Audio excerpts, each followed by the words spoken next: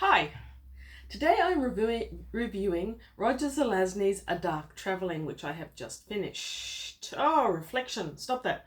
I'm finding it very hard to review. I love Roger Zelazny's writing so much that it's kind of addictive for me, and it has been since I first found my very first Roger Zelazny in a second-hand bookshop somewhere in the Middle East back in, I don't know, probably the 80s, maybe the 70s even, long time ago. Always loved his writing. There's something about the pace, the cadence, the words. I don't know what it is.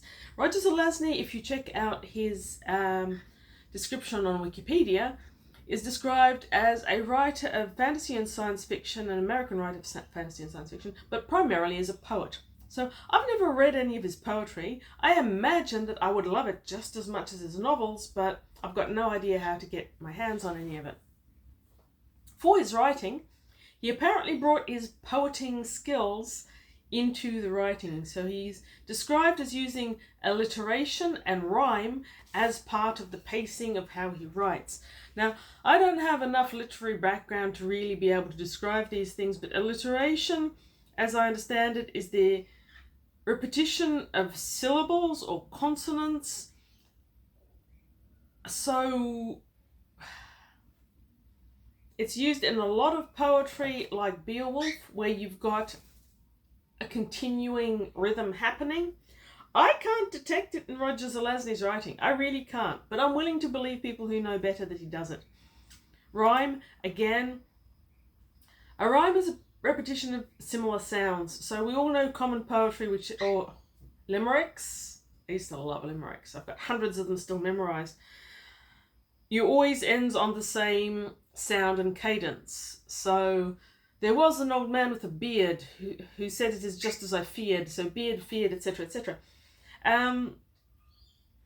Again, I can't really detect that in his writing, but I guess he must do it. And specifically to A Dark Travelling, there are people who have described this book as something that he does in it.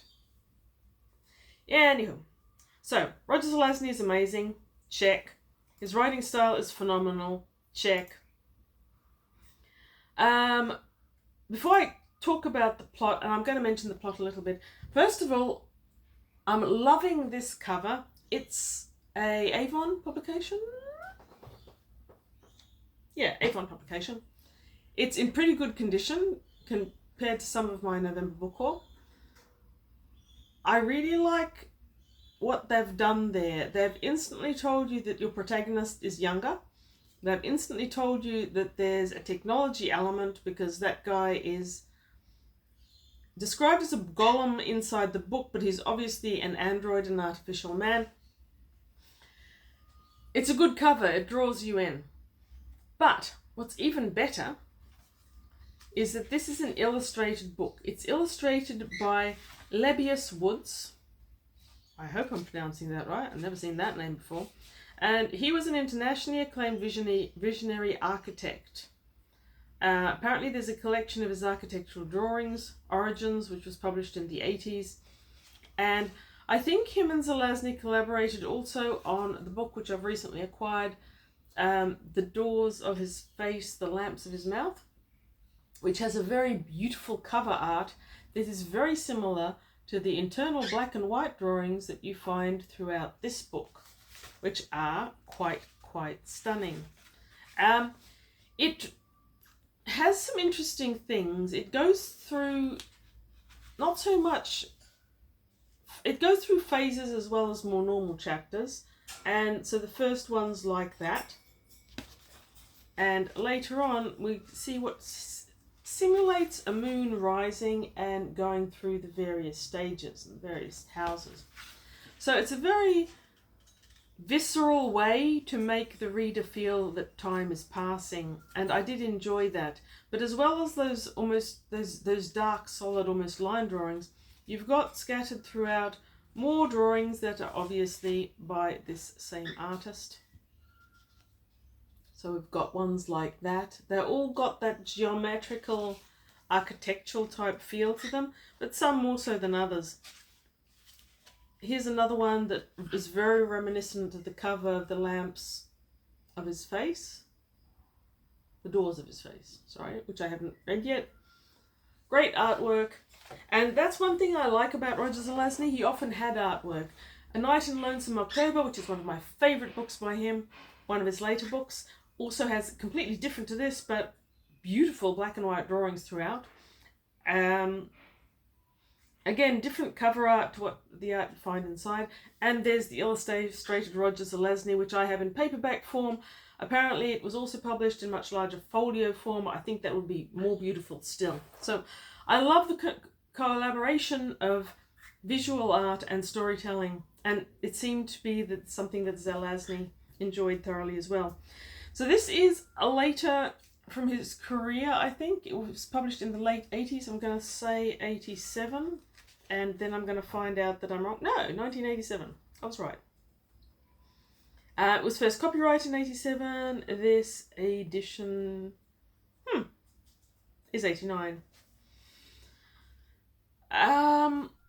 So the central theme of this is what a lot of hard sci-fi fans today would call fantasy or soft science fiction. Of course, back in the day, there wasn't that variation. It was fantasy and science fiction, and it all was. There's not a lot of hard science in it, but the story takes place in an Earth, which is one of many parallel Earths, which is split off from each other by world-changing historical events. Of course, the time-traveling motif was very popular, always was. Zelazny does it a bit differently. He postulates a world or universe or multiverse or whatever in which each world is considered a band. You've got different types of bands. You've got light bands, which are friendly worlds and exchanging information, people, commerce and so forth. You've got grey bands, which aren't in communication with the light bands for a number of reasons. You've got dead bands, which have no people but often have ruined civilizations, and you've got dark bands, which are aggressive or non-friendly bands with they have technology. Now, the way you communicate between these bands is there are a number of families. Apparently there's at least one family on each one of the bands, and they have historically become communicators. They do this through a machinery, which they call transcomp. I think they call it a transcomp. It's a combination of a computer and a transmitter. Anyway, we start on our world, but there's many our worlds here. Our main protagonist. Actually, we don't start with our main protagonist. Our main protagonist and the person we start with are called Wiley.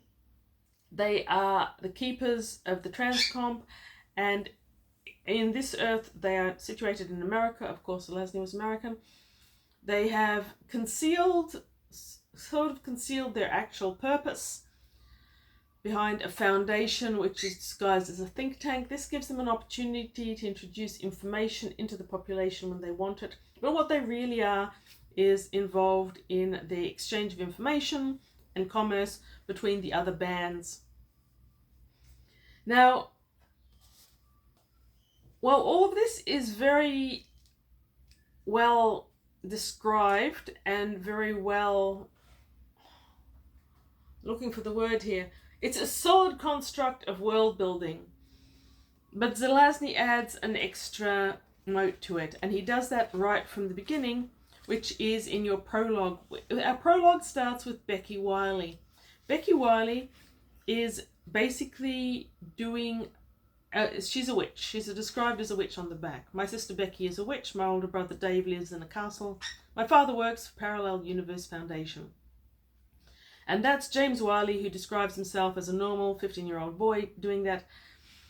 This is apparently the only book that Roger Zelazny ever wrote that was actually aimed at young adult. And while it's immensely readable as an adult, most of the main protagonists in it are teenagers, James being the first one. So Becky's his sister, and she is a witch, and it's a full moon, so what she's doing is she's doing a sort of meditation or far-seeing. She's sitting, letting her brain go out to the different worlds and the different bands, and picking up signs from them. She picks up that there's something wrong in her own band. She finds that Tom, which is their father, is in the institute side of the house and that he's being attacked. She runs to find him. But this prologue does a few things very, very well. It sets out who Becky is, but one of the places she sends her thoughts away is to her brother James, who's running through a canyon, and we realize through the very delicate and subtle way it's described that he has shapeshifter genes and the full moon affects him in strange ways, including a love of heavy metal. I'm with James on that one. They also have an exchange student, which is apparently common between the families. His name is Barry. He comes from one of the harder worlds, and apparently he's being trained as an assassin. So when Becky's consciousness goes to Barry, she finds him in the dojo fighting. And that gives us an introduction to our three main characters from a single viewpoint, but very delicately done. And I love the prologue. It sets up the whole thing, and it does it very well. Now, after Becky's prologue, we come around to James's character, who is just coming back from his run through the canyons with that gorgeous artwork, bringing us back to the Institute. And when he gets there, he realizes that there's something wrong. They investigate the Institute where Tom, their father, has vanished, and the transcomp has been damaged. Now, the transcomp is how they use to I assume communicate, though that's never stated, but definitely to send themselves into other parallel universes and to receive other people from parallel universes. I assume there's a communication element to it, though it's never stated. It's been damaged and Tom is missing. So at this point, Becky kind of comes out of the closet as a sorceress. James always knew it. There are worlds, apparently, where sorcery is more common, and there's a world where the science is higher.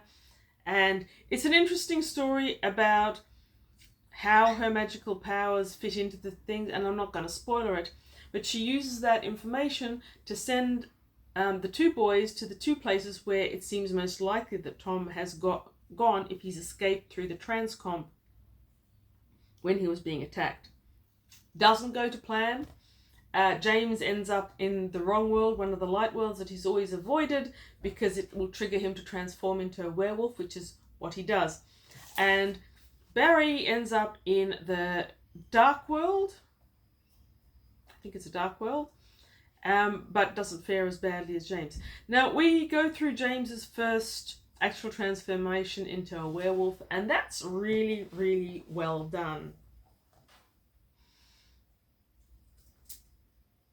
And I don't know that I want to say too much about the plot. It does end up with Becky and the two boys all going to yet another band of world where the transcomps have been blocked from allowing people in. They save the day. They say that they're family. But there's a world in which they die, and that leaves Roger Zelazny with the ability to wrap up talking about slices of time and how small changes can affect them. And he gives a little bit of a teaser as to how that affects the families who move between the different worlds.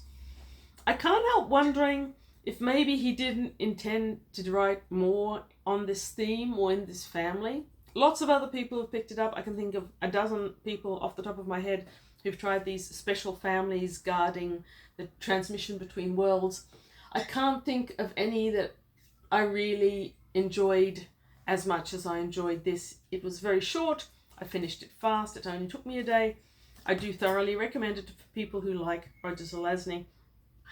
And if you like prose and you haven't read Zelazny, I would very much recommend him. If you are a devotee of classic fantasy and sci-fi, I definitely think you should try Zelazny. He may not be for you. I've encountered a few people who just don't fall in love with his writing style, and if you really like hard sci-fi, he has one or two that are a little bit harder, but they tend to be much higher on the speculative range. And that's part of how James introduces us to their world building. There's a point where he comes back and he says, just imagine if all these various things had or hadn't happened in your universe. And that, of course, those are worlds that, there are worlds where all of these things haven't happened, where that American-English war that was really diagnostic in creating the United States as we know it didn't happen, and the US has been split into East, Middle and West, each owned by a different thing. There's a world in which Russia never sold Alaska to America or England, whoever they sold it to. All these different options. So heavily speculative, not so much science, beautifully written. I still heart Roger Zelazny in every possible way. Thoroughly enjoyed this book. Onward and outward to the next book. Thank you very much for watching. Do tell me, if you happen to be one of those classic sci-fi fantasy people, have you ever actually read any poetry by Roger Zelazny? Has anyone ever? And if so, please tell me what it is, because I can't find any. Okay, have a great day.